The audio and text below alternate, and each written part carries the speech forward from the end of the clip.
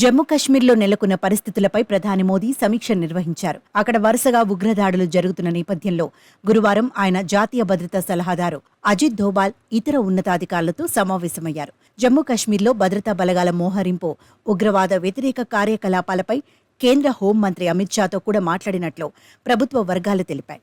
ఉగ్రవాదంపై ఉక్కుపాదం మోపాలని మోదీ ఆదేశించినట్లు వెల్లడించాయి.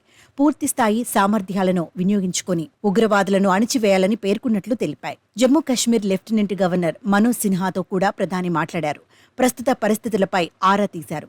స్థానిక యంత్రాంగం తీసుకుంటున్న చర్యలను సిన్హా ప్రధానికి వివరించారు. కాగా రియాసీలో జరిగిన ఉగ్రదాడికి సంబంధించి 50 మంది అనుమానితులను అదుపులోకి తీసుకున్నట్లు పోలీసులు తెలిపారు. ఇక చైనా, పాక్ సంయుక్త ప్రకటనలో జమ్మూ కశ్మీర్పై చేసిన వ్యాఖ్యల పట్ల భారత్ గురువారం తీవ్ర అభ్యంతరం వ్యక్తం చేసింది. కేంద్రపాలిత ప్రాంతమైన జమ్మూ కశ్మీర్, లదాఖ్ ఎప్పటికీ భారత్లో అంతర్భాగాలని విదేశాంగ శాఖ అధికార ప్రతినిధి రణధీర్ జైస్వాల్ స్పష్టం చేశారు. గత కొన్ని రోజులుగా జమ్మూ కాశ్మీర్ రాష్ట్రంలో ఉగ్రవాదులు పేట్రేగిపోతున్నారు.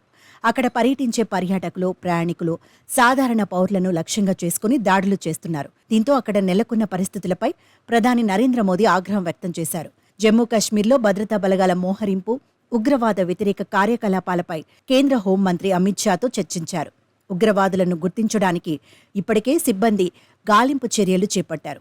ఇటీవలి పాకిస్తాన్ నుంచి చొరబడిన ఉగ్రవాదులను పట్టుకునేందుకు తీసుకుంటున్న చర్యలు, భద్రతా వ్యవస్థను పటిష్టం చేయడం, బాధితులకు సాయం అందజేసేందుకు తీసుకుంటున్న చర్యలపై మోదీకి వివరించినట్లు కొందరు అధికారులు తెలిపారు. G7 సదస్సులో పాల్గొనేందుకు ఇటలీకి బయలుదేరే ముందు మోదీ ఈ సమీక్షా సమావేశం నిర్వహించి పలు కీలక నిర్ణయాలు తీసుకున్నట్లు వెల్లడించారు.